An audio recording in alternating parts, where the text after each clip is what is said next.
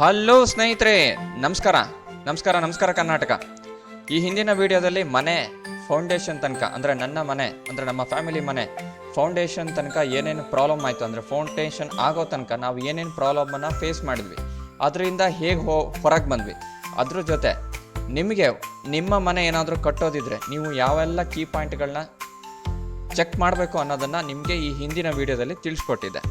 So ಇವತ್ತಿನ ಈ ವಿಡಿಯೋದಲ್ಲಿ ಮನೆ ಫೌಂಡೇಶನ್ ಆದಮೇಲೆ ನಾವು ಕಾಲಮನ್ನು ರೈಸ್ ಮಾಡ್ತೀವಿ, ಪಿಲ್ಲರನ್ನು ರೈಸ್ ಮಾಡ್ತೀವಿ. ಪಿಲ್ಲರ್ ರೈಸ್ ಮಾಡಬೇಕಾದ್ರೆ ನಾವು ಏನೆಲ್ಲ ಪ್ರಾಬ್ಲಮನ್ನು, ಒಂದು ಸಣ್ಣ ಸಣ್ಣ ಪ್ರಾಬ್ಲಮನ್ನು ಫೇಸ್ ಮಾಡಿದ್ವಿ, ಕೆಲವೊಂದು ದೊಡ್ಡ ಪ್ರಾಬ್ಲಮನ್ನು ಫೇಸ್ ಮಾಡಿದ್ವಿ, ಅದರಿಂದ ನಾವು ಹೇಗೆ ಹೊರಗೆ ಬಂದ್ವಿ, ಅದನ್ನು ಯಾವ ಥರ ಸಾಲ್ವ್ ಮಾಡಿದ್ವಿ ಅನ್ನೋದನ್ನು ಈ ವಿಡಿಯೋದಲ್ಲಿ ನಿಮ್ಗೆ ತಿಳಿಸ್ಕೊಡ್ತಾ ಇದ್ದೀನಿ.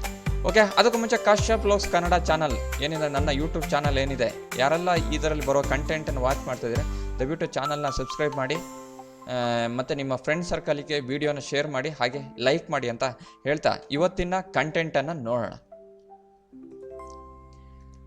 ಓಕೆ, ಲಾಸ್ಟ್ ವಿಡಿಯೋದಲ್ಲಿ ನಿಮ್ಗೆ ತಿಳಿಸ್ಕೊಟ್ಟಿದ್ದೆ ನಮ್ಮನೆ ಫೌಂಡೇಶನ್ ಏನಾಗಿದೆ, ಆಲ್ಮೋಸ್ಟ್ ಮಣ್ಣೆಲ್ಲ ಫಿಲ್ ಮಾಡಿದ್ವಿ, ಕೆಸರು ಮಣ್ಣು ಕೂಡ ಆಗಿತ್ತು. ಅದಾದಮೇಲೆ ಕಾಲಮನ್ನು ನಾವು ರೈಸ್ ಮಾಡಿದ್ವಿ. ಕಾಲಮ್ ರೈಸ್ ಮಾಡಬೇಕಾದ್ರೆ ನಾವೊಂದು ಸಣ್ಣ ಮೇಯ್ನ್ ಪ್ರಾಬ್ಲಮಲ್ಲಿ ಸಿಕ್ಕಾಕೊಂಡ್ವಿ, ಅದು ನಮ್ಗೆ ಗೊತ್ತಾಗದೆ ಹೋಗೋಯ್ತು. ಅದರಿಂದ ನೆಕ್ಸ್ಟ್ ನಾವೇನು ಮಾಡಿತ್ತು, ಕೆಲವೊಂದು ಕಾಲಮನ್ನು ಡೆಮಾಲಿಷ್ ಮಾಡೋ ಥರ ಆಗೋಯ್ತು. ಅಂದರೆ ಒಂದು ಸರಿ ಕಾಲಮ್ ಬಿಲ್ಡ್ ಆದಮೇಲೆ ಸೊ ಇಮಿಡಿಯೇಟ್ಲಿ ತುಂಬ ಕಷ್ಟಪಟ್ಟು ಡೆಮಾಲಿಷ್ ಮಾಡೋ ಥರ ಆಗೋಯ್ತು. ಸೊ ಅದು ಏನಾಯಿತು ಮಿಸ್ಟೇಕು, ಅಂಥ ದೊಡ್ಡ ಮಿಸ್ಟೇಕ್ ಏನಾಯಿತು ಅನ್ನೋದನ್ನು ಈ ವಿಡಿಯೋದಲ್ಲಿ ತಿಳಿಸ್ಕೊಡ್ತಾ ಇದ್ದೀನಿ.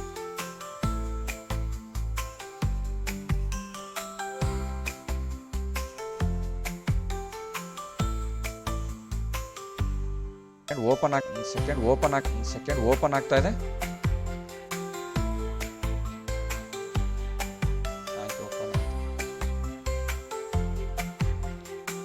ಇದು ನನ್ನ ಮನೆಯ ಅಂದರೆ ನಮ್ಮ ಫ್ಯಾಮಿಲಿ ಮನೆಯ ಒಂದು ಫೌಂಡೇಶನ್, ಅಂದರೆ ಫೌಂಡೇಶನ್ ಅಥವಾ ಕಾಲಮ್ದು ಸ್ಟ್ರಕ್ಚರ್ ಡ್ರಾಯಿಂಗ್. ಅಂದರೆ ಬಾಟಮ್ದು ಏನಿದೆ, ಸ್ಲ್ಯಾಬ್ಗಿಂತ ಕೆಳಗಡೆ ಏನು ಕಾಲಮ್ಗಳು ಏನು ಬರುತ್ತೆ, ಅದು ಪಿಲ್ಲರ್ ಏನು ಬರುತ್ತೆ, ಮತ್ತು ಜೊತೆಗೆ ಫೌಂಡೇಶನ್ದು ಕೂಡ ಎಲ್ಲೆಲ್ಲಿ ಏನು ಬರುತ್ತೆ, ಸೊ ಅದ್ರದ್ದು ಬಾರ್ ಬೆಂಡಿಂಗ್ದು ಒಂದು ಸ್ಟ್ರಕ್ಚರಲ್ ಡ್ರಾಯಿಂಗ್. ಸೊ ನಾವು ಪ್ರತಿಯೊಂದು ಕಾಲಮಲ್ಲಿ ನೋಡ್ಬೋದು ನೀವು, ಪ್ರತಿಯೊಂದು ಕಾಲಮ್ ಅಂದರೆ ಕಾಲಮ್ C1, ಸೊ ಅದು 4 ನಂಬರ್ ಬರುತ್ತೆ, ಕಾಲಮ್ C2 7 ನಂಬರ್ ಬರುತ್ತೆ, ಕಾಲಮ್ 3 ಅಂದರೆ 3 ಟೈಪ್ಸ್ ಆಫ್ ಕಾಲಮ್ ಬರುತ್ತೆ. ಸೊ ಡಿಪೆಂಡಿಂಗ್, ಯಾಕೆಂದರೆ ಅದ್ರದ್ದು ಒಂದು 16 mm ರಾಡನ್ನು ಯೂಸ್ ಮಾಡಿರ್ತಾರೆ, ಕೆಲವೊಂದಕ್ಕೆ 12 mm ರಾಡ್ ಯೂಸ್ ಮಾಡಿರ್ತಾರೆ, ಕೆಲವೊಂದು 16+12 mm ರಾಡನ್ನು ಯೂಸ್ ಮಾಡ್ತಾರೆ, ಕೆಲವೊಂದಕ್ಕೆ ಎಲ್ಲವೂ 16 mm ರಾಡ್ ಇದೆ. ಸೊ ಹೀಗಾಗಿ ಮತ್ತೆ ಜೊತೆಗೆ ಎಲ್ಲದಕ್ಕೂ ಒಂದು ಡಬಲ್ ರಿಂಗ್ ಬರುತ್ತೆ. ಪ್ರತಿಯೊಂದು 6 ಇಂಚಿಗೂ ಕೂಡ ಒಂದೊಂದು ಡಬಲ್ ರಿಂಗ್ ಬರುತ್ತೆ. ನೋಡಿ ಇಲ್ಲಿ ತೋರಿಸಿದ್ದಾನೆ, ಡಬಲ್ ರಿಂಗ್. ಪ್ರತಿ 6 ಇಂಚಿಗೂ ಡಬಲ್ ರಿಂಗ್ ಬರುತ್ತೆ. ಇದು ನಮ್ಮ ಸ್ಟ್ರಕ್ಚರಲ್ ಡಿಸೈನ್, ಅಂದರೆ ಒಬ್ಬ ಸ್ಟ್ರಕ್ಚರಲ್ ಇಂಜಿನಿಯರ್ ಏನಿದ್ದಾರೆ ನಮಗೆ ಒಂದು ಡ್ರಾಯಿಂಗನ್ನು ಈ ಥರ ನಿಮ್ಮ ಬಿಲ್ಡಿಂಗ್ ವೆಯ್ಟಿಗೆ, ಅಂದರೆ ನಮ್ಮದು ಆಲ್ಮೋಸ್ಟ್ 2+G+2 ಬರುತ್ತೆ, ಅಂದರೆ ಗ್ರೌಂಡ್ ಫ್ಲೋರು +2 ಬರುತ್ತೆ. ಸೊ ಹಾಗಾಗಿ ಆ ವೆಯ್ಟಿಗೆ ಸೊ ಇಷ್ಟೆಲ್ಲ ಬೇಕು, ಸ್ಟ್ರಕ್ಚರ್ ಬೇಕು ಅಂತ ಅಂದ್ಬಿಟ್ಟು ನಮಗೆ ಡಿಸೈನ್ ಮಾಡಿಕೊಟ್ಟಿದ್ದಾರೆ. ಅದ್ರ ಪ್ರಕಾರ ಈ ಥರ ನಮಗೆ ಪ್ರತಿಯೊಂದು ಕಾಲಮ್ ಅಥವಾ ಏನು ಪಿಲ್ಲರ್ ಅಂತ ಹೇಳ್ತೀವಿ, ಸೊ ಅಲ್ಲಿ ಡಬಲ್ ರಿಂಗ್ ಬರುತ್ತೆ.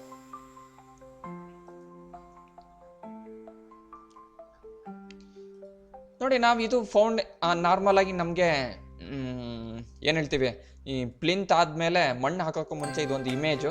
ಸೊ ಇಲ್ಲಿ ನೀವು ನೋಡ್ಬೋದು, ಸೊ ಪ್ರತಿಯೊಂದು 6 ಇಂಚಿಗೂ ಡಬಲ್ ರಿಂಗ್ ಹಾಕೊಂಡು ಹೋಗಿದ್ದಾರೆ. ನೋಡಿ, ಔಟರ್ದು ಒಂದು ಬಿಗ್ ರಿಂಗ್ ಔಟರು, ಮತ್ತು ಇನ್ಸೈಡ್ 4 ರಾಡಿಗೆ ಒಂದು ಸ್ಮಾಲ್ ರಿಂಗ್. ಅದೇ ಥರ ನೆಕ್ಸ್ಟು ಕೂಡ ನೋಡಿ, ಔಟ್ಸೈಡ್ ಒಂದು ಬಿಗ್ ರಿಂಗ್, ಅದೇ ಇನ್ಸೈಡ್ ಅಂದರೆ ಔಟ್ಸೈಡ್ 8 ರಾಡಿಗೆ, ಜೊತೆಗೆ ಇನ್ಸೈಡಿಗೆ ಒಂದು 4 ರಿಂಗ್, ಅಂದರೆ 4 ರಾಡಿಗೆ ಒಂದು ಸ್ಮಾಲ್ ರಿಂಗ್. ಅದೇ ಥರ ಇಲ್ಲೂ ಕೂಡ ಔಟರ್ ಒಂದು ಬಿಗ್ ರಿಂಗ್, ಇನ್ಸೈಡ್ ಒಂದು ಸ್ಮಾಲ್ ರಿಂಗ್. ಸೊ ಇದು ನಮ್ಮ ಅಂದರೆ ಈ ಥರ ಕಾಲಮ್ದು ಬಾರ್ ಬೆಂಡಿಂಗ್ ಆಗಬೇಕು ಅನ್ನೋದು ನಮ್ಮ ಸ್ಟ್ರಕ್ಚರಲ್ ಇಂಜಿನಿಯರು ಕೊಟ್ಟಿರುವಂಥದ್ದು, ಡ್ರಾಯಿಂಗಲ್ಲಿ ಕೊಟ್ಟಿರುವಂಥದ್ದು. ಇದೇ ಪ್ರಕಾರ ನಮ್ಮ ಲೇಬರ್ ಅಥವಾ ನಮ್ಮ ಏನು ಮೇಸ್ತ್ರಿ ಏನಿದ್ದಾರೆ, ಬಾರ್ ಬೆಂಡರ್ ಅಥವಾ ಜೊತೆಗೆ ನಮ್ಮ ಸಿವಿಲ್ ವರ್ಕ್ ಯಾರು ಎಕ್ಸಿಕ್ಯೂಟ್ ಮಾಡ್ತಾರೆ, ಸೊ ಲೇಬರ್ಸು ಅದನ್ನು ನಾವು ಈ ಥರನೇ ಮಾಡಬೇಕಿತ್ತು. ಬೈ ಮಿಸ್ಟೇಕ್ ನಮ್ಮದ್ರಲ್ಲಿ ಏನಾಗಿದೆ, ಹೋಗ್ತಾ ಫಸ್ಟಿಗೆ ಒಂದಷ್ಟು ಈ ಥರ ಮಾಡಿದರು, ಬಟ್ ಹೋಗ್ತಾ ಇದನ್ನು ಸ್ವಲ್ಪ ಅವ್ರದ್ದೇ ಆದ ಕೆಲಸ ಈಸಿ ಆಗೋದಕ್ಕೆ ಡಿವಿಯೇಷನ್ ಮಾಡ್ಕೊಂಡ್ಬಿಟ್ರು, ಅಂದರೆ ತಪ್ಪು ದಾರಿಯನ್ನು ಹಿಡಿದುಬಿಟ್ರು. ಸೊ ಅದನ್ನು ನೋಡಿ ಇಲ್ಲಿ, ಸೊ ಇದೊಂದು ಇಮೇಜು ನೀವು ನೋಡ್ಬೋದು. ಕೆಳಗಡೆ ನೋಡಿ ನೀವು, ಒಂದು ಔಟರ್ದು 8 ರಾಡಿಗೆ ಒಂದೇನು ಮಾಡಿದ್ದಾರೆ, ಒಂದು ಡಬಲ್ ರಿಂಗ್ ಹಾಕಿದ್ದಾರೆ. ಅದೇ ಥರ ಇನ್ಸೈಡ್ 4 ರಾಡಿಗೆ ನಿಮಗೆ ಸಿಂಗಲ್ ರಿಂಗ್ ಹಾಕಿದ್ದಾರೆ. ಓಕೆ, ಇಲ್ಲಿ ಒಂದೊಂದು ಸೈಡ್ 2 ರಿಂಗ್ ಕಾಣುತ್ತೆ, ಅಂದರೆ 2 ರಾಡ್ ಕಾಣುತ್ತೆ. ಸೊ ಅದು ರಾಡ್ ಶಾರ್ಟೇಜ್ ಆಗಿಬಿಟ್ಟು ನಮಗೆ 1 ಮೀಟ್ರಷ್ಟು ಓವರ್ಲ್ಯಾಪ್ ಹಾಕಿರುವಂಥದ್ದು. ಓವರ್ಲ್ಯಾಪ್ ಅಂದರೆ ಒಂದ್ರ ಮೇಲೆ ಇನ್ನೊಂದು ಜೋಡಣೆ ಮಾಡಿರುವಂಥದ್ದು, ಓವರ್ಲ್ಯಾಪ್ ಅಂತ ಹೇಳ್ತೀವಿ ಅದಕ್ಕೆ. ಸೊ ಅದೇ ಥರ ನೆಕ್ಸ್ಟ್ ನೋಡಿ, ನಾವು ರೆಡ್ ಕಲರಲ್ಲಿ ನಾನು ಮಾರ್ಕ್ ಮಾಡಿದ್ದೀನಿ. ಸೊ ಅದು ಬಂದ್ಬಿಟ್ಟು ನೋಡಿ ಸಿಂಗಲ್ ರಿಂಗ್ ಹಾಕ್ಬಿಟ್ಟಿದ್ದಾರೆ. ಸೊ ಔಟರ್ ಮಾತ್ರ ನಿಮಗೆ ಒಂದು 8 ರಾಡಿಗೆ ಒಂದು ಸಿಂಗಲ್ ರಿಂಗ್ ಹಾಕಿದ್ದಾರೆ. ಇನ್ಸೈಡ್ ಸ್ಮಾಲ್ ರಿಂಗ್ ಇಲ್ಲವೇ ಇಲ್ಲ,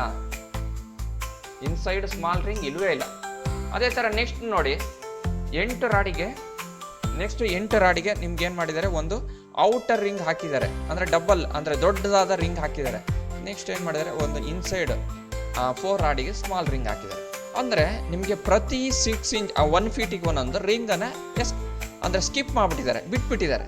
ಅವರ ಕೆಲಸ ಈಸಿ ಆಗೋದಕ್ಕೆ, ಮೇಸ್ತ್ರಿ ಮತ್ತು ಲೇಬರ್ ಕೆಲಸ ಈಸಿ ಆಗೋದಕ್ಕೆ ಇದು ಗೊತ್ತಿಲ್ಲದೇನೆ, ಅಂದರೆ ಅವ್ರಿಗೆ ಗೊತ್ತಿಲ್ಲ ಅಂತಲ್ಲ, ಅವ್ರಿಗೆ ಗೊತ್ತಿರುತ್ತೆ, ಆದರೆ ನಮಗೆ ಅರಿವು ಬರ್ದೇನೆ ಏನು ಮಾಡಿದರು, ಇದನ್ನು ಸ್ಕಿಪ್ ಮಾಡಿಬಿಟ್ರು. ಕೆಲಸ ಬೇಗ ಒಂದು ಪ್ರೋಗ್ರೆಸ್ ತೋರಿಸೋದಕ್ಕೆ, ಅವರಿಗೆ ಒಂದು ಫ್ರೀ ಟೈಮ್ ಮಾಡ್ಕೊಳ್ಳೋದಕ್ಕೆ ಈ ಥರದ್ದು ಒಂದು ಅಡ್ಡ ದಾರಿಯನ್ನು ಹಿಡಿದ್ಬಿಟ್ರು.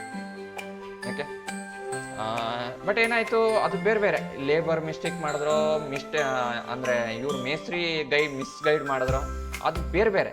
ಬಟ್ ಏನಾಯಿತು, ನಮಗೆ ಮೇಯ್ನಾಗಿ ಸ್ಟ್ರಕ್ಚರಲ್ಲಿ ಇದು ಒಂದು ವೀಕ್ ಪಾಯಿಂಟನ್ನು ನಾವು, ಅಂದರೆ ಒಂದು ದೊಡ್ಡ ಮಿಸ್ಟೇಕನ್ನು ನಾವು ಒಂದಷ್ಟು ಕಾಲಮ್ಗಳ ಆದಮೇಲೆ, ಅಂದರೆ ಪಿಲ್ಲರ್ಗಳ ಆದಮೇಲೆ ನಾವು ಐಡೆಂಟಿಫೈ ಮಾಡಿದ್ವಿ. ಸೊ ಐಡೆಂಟಿಫೈ ಆದಮೇಲೆ ನಮ್ಮ ರೆಸ್ಪೆಕ್ಟಿವ್ ಇಂಜಿನಿಯರ್ಗೆ ನಾವು ತಿಳಿಸ್ಲೇಬೇಕು. ನಾವು ಯಾರಿಗೆ ಬಿಲ್ಡಿಂಗನ್ನು ಒಬ್ಬ ಇಂಜಿನಿಯರ್ ಅಂತ ಏನು ನಾವು ಇದು ಮಾಡಿದ್ವಿ, ಇಂಜಿನಿಯರ್ ಅಂತ ನಾವು ಅವರಿಗೆ ನಾವು ವಹಿಸಿದ್ದೀವಿ, ಅಥವಾ ಅವ್ರನ್ನ ನಮ್ಮ ಪ್ರಾಜೆಕ್ಟಿಗೆ ಒಂದು ಕನ್ಸಲ್ಟೆಂಟ್ ಆಗಿ ಇಟ್ಕೊಂಡಿದ್ದೀವಿ, ಅವ್ರನ್ನ ನಾವು ಅವರಿಗೆ ಈ ವಿಷಯನ ತಿಳಿಸ್ಬೇಕಾಗುತ್ತೆ. ಅವ್ರು ತಿಳಿಸಿದಾಗ ಆ ಕಟ್ಟಿದ ಕಾಲಮನ್ನು, ಕಟ್ಟಿದ ಪಿಲ್ಲರನ್ನು ಕಂಪ್ಲೀಟಾಗಿ ನಾವು ಡೆಮಾಲಿಷನ್ ಮಾಡಿದ್ವಿ. ಸೊ ಆ ಡೆಮಾಲಿಷನ್ ಮಾಡಿರುವಂಥ ಫೋಟೋ ಸದ್ಯಕ್ಕಿಲ್ಲ. ಸೊ ನೆಕ್ಸ್ಟ್ ಲೆವೆಲಾದರೂ ಕಮ್ಮಿಂಗ್ ವೀಡಿಯೋದಲ್ಲಿ ನಾನು ಬೇರೆ ಬೇರೆ ವೀಡಿಯೋ ಮಾಡಿದಾಗ ಅದೊಂದು ಪಾಯಿಂಟನ್ನು ನಿಮ್ಗೆ ತೋರಿಸ್ತೀನಿ. ಸೊ ಎಲ್ಲ ವೀಡಿಯೋನ ವಾಚ್ ಮಾಡ್ತಾಯಿರಿ. ಸೊ ಇದೊಂದು ದೊಡ್ಡ ಮಿಸ್ಟೇಕ್ ನಾವು ಈ ಏನಿದೆ ಪರ್ಟಿಕ್ಯುಲರ್ ಕಾಲಮನ್ನು ರೈಸ್ ಮಾಡಬೇಕಾದ್ರೆ ನೋಡಿ, ಎಂಥ ಕಾಲಮ್ 9 ಇಂಚ್ ಬಿಡ್ತು, 15 ಇಂಚು ಅಲ್ಲ, ಅಂದರೆ ಬಿಡ್ತು ಮತ್ತು ಬಿಡ್ತು ಅಂತ ಏನು ಹೇಳ್ತೀವಲ್ಲ ಅದ್ರ ಪ್ರಕಾರ 9 ಇಂಚ್ ಇಂಟು 15 ಇಂಚಲ್ಲಿ ನಮಗೆ ಈ ಥರದ್ದು ಒಂದು ಪ್ರಾಬ್ಲಮನ್ನು ನಾವು ದೊಡ್ಡ ಪ್ರಾಬ್ಲಮನ್ನು ಫೇಸ್ ಮಾಡಿದ್ವಿ.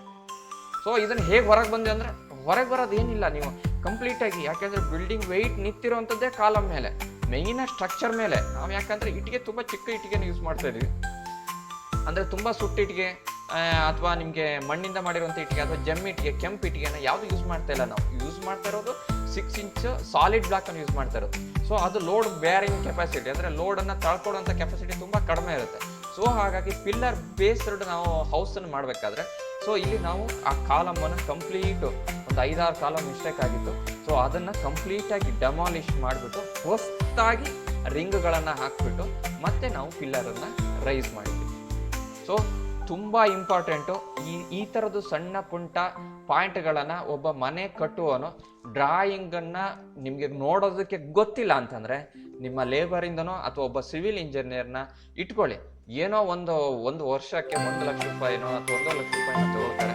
ಸೊ ಆದಷ್ಟು ಆ ಖರ್ಚಾದರೂ ತೊಂದರೆ ಇಲ್ಲ. ಒಂದು 2 ಫ್ಲೋರು 1 ಫ್ಲೋರ್ ಅಥವಾ 3 ಫ್ಲೋರ್ ಬಿಲ್ಡಿಂಗ್ ಕಟ್ಟಬೇಕಾದ್ರೆ ಒಬ್ಬ ಒಳ್ಳೆ ಇಂಜಿನಿಯರ್ನ ಇಟ್ಕೊಳ್ಳಿ. ಈ ಥರದ್ದು ಲೇಬರ್ಗಳು ನಿಮಗೆ ಮಿಸ್ಟೇಕ್ ಮಾಡೋ ಥರ ಚಾನ್ಸ್ ಇರುತ್ತೆ. ನೀವು ಆವಾಗ ನಿಮ್ಮ ಏನಾಗುತ್ತೆ, ಕಾಲಮ್ಗಳು ಅಥವಾ ಪಿಲ್ಲರ್ಗಳು ವೀಕ್ ಆಗೋ ಚಾನ್ಸ್ ಇರುತ್ತೆ. ದಯವಿಟ್ಟು ಈ ಥರದ್ದು ಮಿಸ್ಟೇಕ್ ಕಡೆ ಗಮನ ಕೊಡಿ. ಕಾಲಮ್, ಎಸ್ಪೆಷಲಿ ಕಾಲಮ್ ಪಿಲ್ಲರಲ್ಲಿ ಮುಂದಿನ ವಿಡಿಯೋಗಳಲ್ಲಿ ಬೇರೆ ಬೇರೆ ಅಂದರೆ ಕಾಲಮ್ ಪಿಲ್ಲರಲ್ಲಿ ಏನೇನು ಪ್ರಾಬ್ಲಮ್ ಆಯಿತು ಅಂತ ಮುಂದಿನ ವೀಡಿಯೋದಲ್ಲಿ ತಿಳಿಸ್ಕೊಡ್ತೀನಿ. ಸೊ ಓಕೆ, ಆಲ್ಮೋಸ್ಟ್ 8 ಮಿನಿಟ್ಸ್ ಆಯಿತು ಈ ಒಂದೇ ಪಾಯಿಂಟನ್ನು ಎಕ್ಸ್ಪ್ಲೇನ್ ಮಾಡೋದಕ್ಕೆ. ಓಕೆ, ಥ್ಯಾಂಕ್ ಯು ಸ್ನೇಹಿತರೆ, ಬಾಯ್ ಬಾಯ್.